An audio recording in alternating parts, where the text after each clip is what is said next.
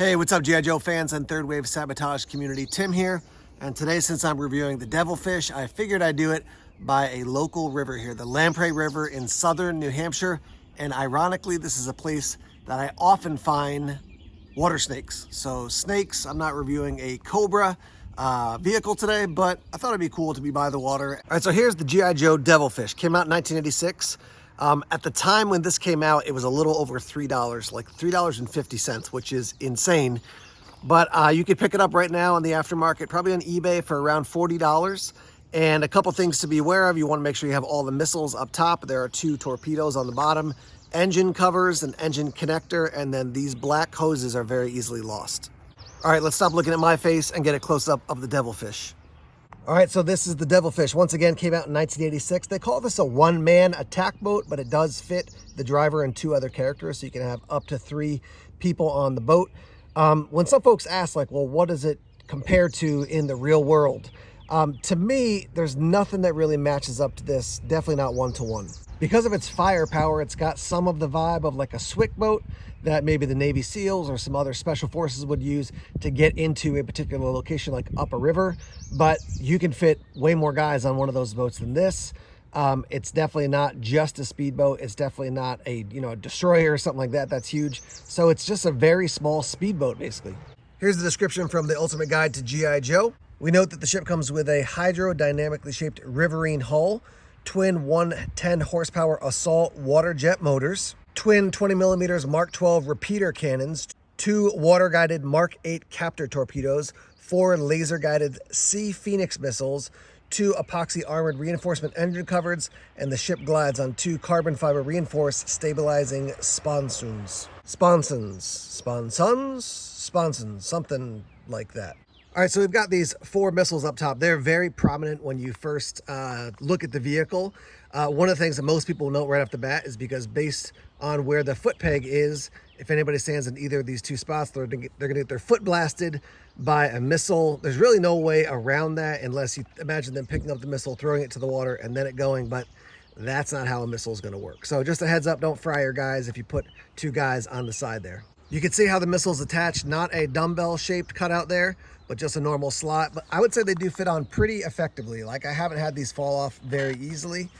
Even the torpedoes on the bottom, they stay on quite effectively. I do like this gun right up on top, and I do like the matching color of the missiles and the gun as well. I think that's cool. Would it be cool if this moved? Yeah, a little bit. I mean, it does shift because it's not totally locked in. But if you turn too far, you're going to blast one of the missiles and blow yourself up. So definitely don't want to do that. You can see we've got a bunch of details around the front of the hull here.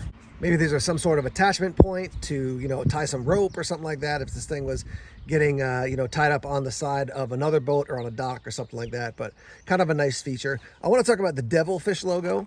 And I was actually watching Hooded Cobra Commander 788's review of this, and he was saying he didn't like the logo that much, which I get, because there are a lot of really cool G.I. Joe and Cobra logos. But if you look into some military logos, some of them are almost cartoony. Like, I think about the Seabees in particular, who were engineers. And yeah, I think it's got kind of a cartoony vibe to it a little bit. So it is an interesting creature here. So it's like a merman. It's got a spear that is a lightning bolt. It's got its hand out here. It's sort of like merman combined with Zeus. Yeah, it's interesting, but I like it personally. I think it's pretty cool. Going toward the back here, you can see we've got this thing that says missile launch. We've got, again, some nice details there. Again, if they had multiple colors, that'd be cool, but pretty unlikely at this stage of G.I. Joe.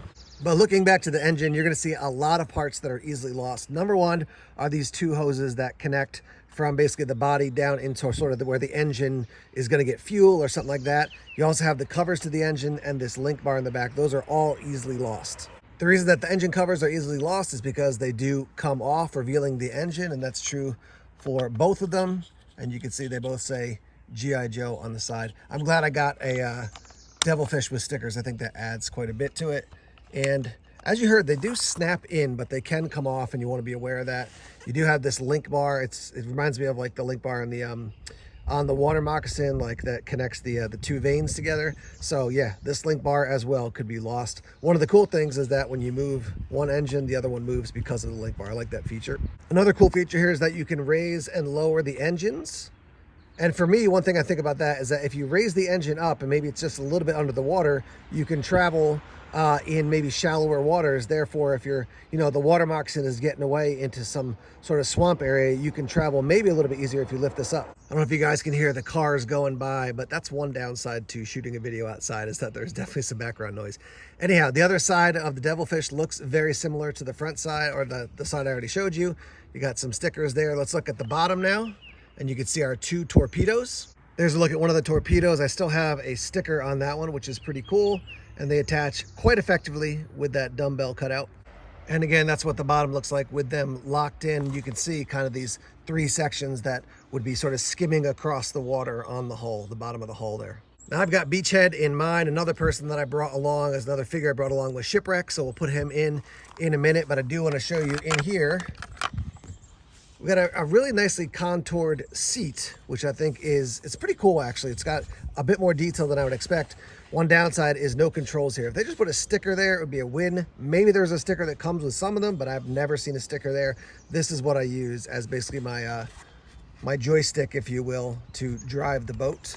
And I imagine that there's some sort of pedals down in the bottom or something like that. But a little more detail would have been nice for this guy. There's a look at it head on with 3 figures. Certainly Shipwreck is the most stable. The other 2 will definitely stay. I don't think they're going to fall off, but you can imagine that you need some sort of handle for them to hold on, here to really grab a hold of something and then maybe hold a weapon in the outside hand.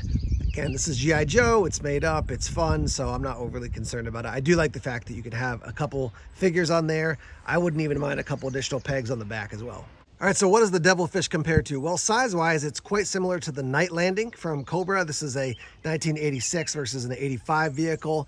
Certainly the power, the speed, the sheer just like firepower of the Devilfish is going to be notably higher than the Night Landing. But just size-wise, those guys are similar. This one does have a gun, but it's also got paddles and a single engine. This one's got your 2 engines. It's got missiles. It's got torpedoes. It's got this 20 millimeter gun up front. So in a battle, this guy's definitely going to lose. But size-wise, pretty similar. I do think a vehicle that you could compare it to is the Hydro Sled. So this one fits 3 guys. This fits 2 guys. Generally, I feel like you're probably going to get a lot wetter in this one and this one, but this is quite exposed as well. So maybe you're going to get soaked in both of those. You've got a gun, you've got 2 missiles, you got 4 missiles, 2 torpedoes, and a gun. So I think these guys could probably go head to head. And this thing is definitely made to, as it looks like at least, move quickly, move effectively through the water, really be zipping around, as opposed to something like the Cobra Hydrofoil, which is definitely much larger. Probably the best vehicle to compare the Devilfish to is the Water Moccasin. This one's going to fit 1, 2, 3, 4 characters. The Devilfish is going to fit 3. They both have some sort of torpedo thing. They have cannons. The Devilfish has the missiles as opposed to the Water Moccasin not having it. But size-wise, they are pretty close in size. The Moccasin is bigger. I would say it's longer. It's almost about the same width at the widest point. But this is sort of a sensible head-to-head for an 84 compared to an 86 vehicle. Maybe one last one to consider is Zanzibar's Skiff compared to the Devilfish. Definitely a 1-man vehicle versus a 3-person vehicle. This one certainly came out later. And then when you get into the future, you have the Cobra Bug, you have the Piranha. There's lots of other ones. But I definitely think for me, I would compare the Devilfish to the Water Moccasin as far as being the most kind of fair in a head-to-head battle.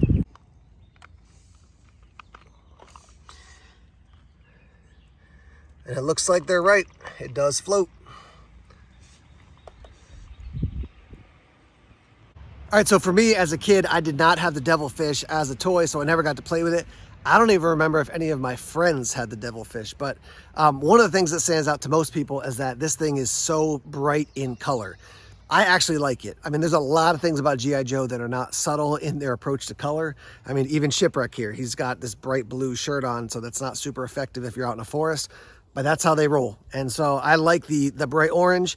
There was Indian version, as in from India version of this. And then there was I think it was called the Indian Rescue version as well, which was like this and a vamp-like vehicle and one other vehicle. I'll roll in a photo here. The whole set, I think, was running $330 when I last saw it on eBay.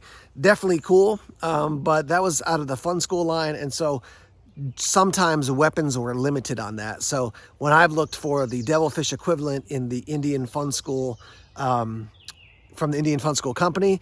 They didn't have the missiles on them. I don't know if they were just missing or they just didn't include them, but I think that would be a cool setup. I'd love to see this in different colors. I think this could be a great vehicle that's sort of like a larger version of like the next step up from for a swamp skier for the Dreadnoks. Now, certainly the Swamp Fire, I'm trying to remember the name, is the Swamp Fire, the helicopter thing that turns into kind of a pontoon boat. That also sort of functions in this same role, but I think with this thing geeked out in Dreadnought colors could be really, really cool. So if you're a customizer, maybe think about doing that. I think that could be a really fun project to engage in. Again, at the time of this video, you're looking about 35 to 40 bucks if you pick this up on eBay complete. Again, cheaper if you get it from another seller, a Facebook group, or if you go to a convention like Joe Fest. So yeah, I think this is a great little vehicle. And the cool thing about this size-wise is that with my transportable tactical battle platform, you can slide this underneath. So I have this and the Shark are both underneath that. So it's not like they're, it's not so big that you're gonna be bumping your head if you're getting out of this thing. I didn't mention the Shark a whole lot in this video because I do think while this is sort of like one of the next steps up for G.I. Joe when it comes to water vehicles, it just feels very different to me. That thing would go underwater and it would go in the sky. It was a one-man deal. This is definitely meant to be like on the top of the water.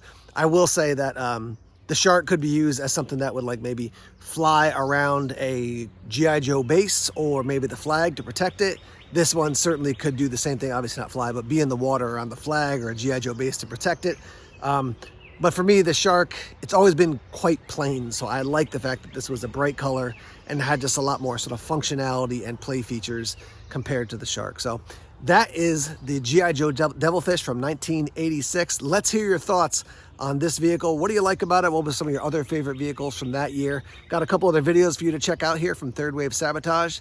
Thanks for watching this video. More videos to come. And like I always say, well, at least sometimes say, yo, Joe.